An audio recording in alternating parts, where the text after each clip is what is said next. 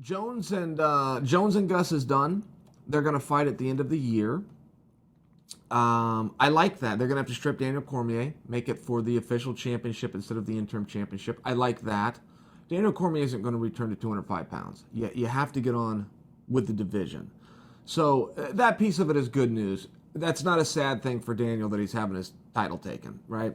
Amazing accomplishment that he achieved. That will be here forever and ever. And he's still the world champion at heavyweight. And as best I can tell, he's got 2 fights lined up at heavyweight, right? He's got Derek Lewis, and I believe that Brock Lesnar fight is going to happen. So let's go back and look at the Jones because, look, guys, there's going to be some pushback here that for Jones's bad action and coming off a suspension that he can walk right back into a world title fight. You have to please stand back for just a moment and look at it from the other side of the table, which is hard to do.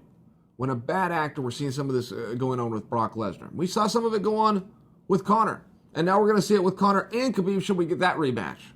Both of these guys are going to be suspended and hung up, and we're going to reward them with a rematch. And you're going to reward them with a huge payday and a world title fight and all these types of things. Look, don't confuse the two. Don't confuse the bad action. Because here's the other side of the coin as it pertains to Jon Jones and Gus. And while you would be right to say Jones's bad action comes back into a world title fight, you got to understand how good Jon Jones is. He's a very rare talent. He's a very dangerous guy. So if you're not going to put him in a world title fight, where are you going to put him?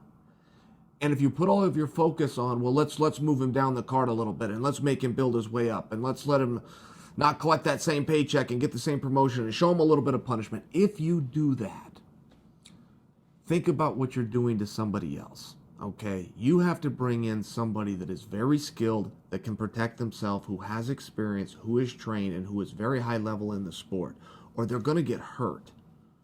Jon Jones is that kind of guy. He's not just going to go tackle you and hold you there.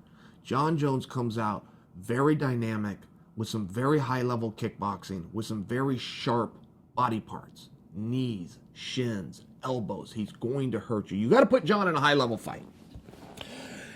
Once we can all understand that, that's where you start to see that, look, they got to move on with the division, and Alexander Gustafsson deserves this. He's deserved this for a meaningful period of time.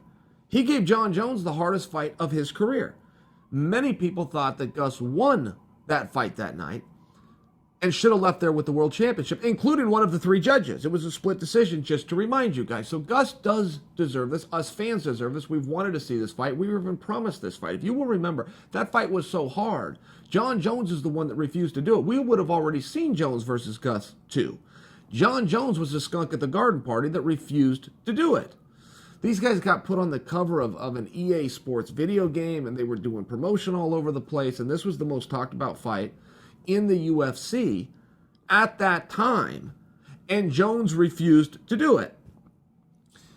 What I'm just suggesting for you is that before you look at Jon and a bit of a reward, as you guys see it, you're seeing this as a reward. I don't know if anybody else in common life would look at getting locked in there with the Mauler as a reward for anybody, but if that is how you're choosing to look at it, just don't forget the other side of the coin, which is this is what Gus would like, and this is a good opportunity for Gus. And the stripping of Daniel Cormier and getting on with the division, so the rest of the boys, the Anthony Smiths, the rest of the guys that still have dreams and goals and want to see opportunities come, can get it. It's very important that all these pieces come together. So that's going to be at the end of the year. That's the appropriate fight. And I don't fully know what to make of it. I'm only as good as the information that I'm given. And the information I'm given right now by Jon Jones is that he is not ready. Here we are in October. Do the math. November, December, in a couple of weeks. So that fight's 10 weeks away. Jon Jones was supposed to fight a month from now. So when that fight would only be 6 weeks away. Madison Square Garden card. He said no. He said, I'm not ready. It's not enough time. So he's saying that on November 3rd, he could not be ready to do it, but on December 28th or 29th, at the end of the year, that he can. He's only given himself an extra 5.5 weeks. I guess that's the point that I'm trying to prove. So when I'm confronted with that information, it looks like Jon isn't ready. Is Jon going to get ready? He didn't give himself a whole lot of time. Alexander's ready now. Alexander was willing to do it at MSG. I think that's a relevant piece of the puzzle when you look at the fact that these guys have already competed. Jones had some unfair advantages, and I think he'll go straight, at least for a little bit. I don't think he'll have them that night. I think it is a fair talking point. He's the one that created it. John created it. It's not a pile on John session.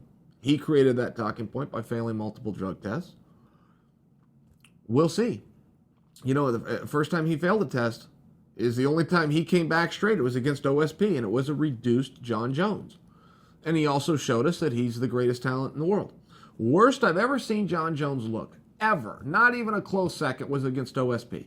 And John won every single round, and he won every single aspect, and he left there with an interim world championship. I mean, the guy's a really rare talent.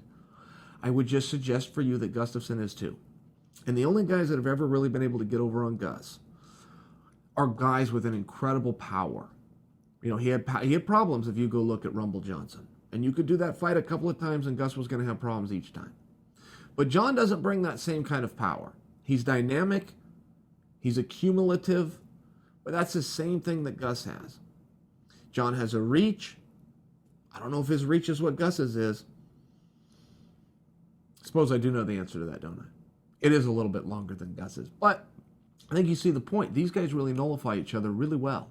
And one of the reasons that John said that he had such a hard time, he openly said this, said the reason I had such a hard time with Gus is I didn't take him serious. I didn't know that was going to be as serious of a battle as it turned out to be. He said that. But he is now also telling us, I'm not ready. Give me a little bit more time. And they did. But they only gave him 5.5 weeks. I think it's a very interesting fight. I think you guys think that it's a very interesting fight. But I have noticed that there is some pushback that somebody coming off of a suspension is walking into a world title fight. And I just want to remind you, there's very good reason for that. The protection of the other athletes, but also the opportunity that is being presented here for everybody else.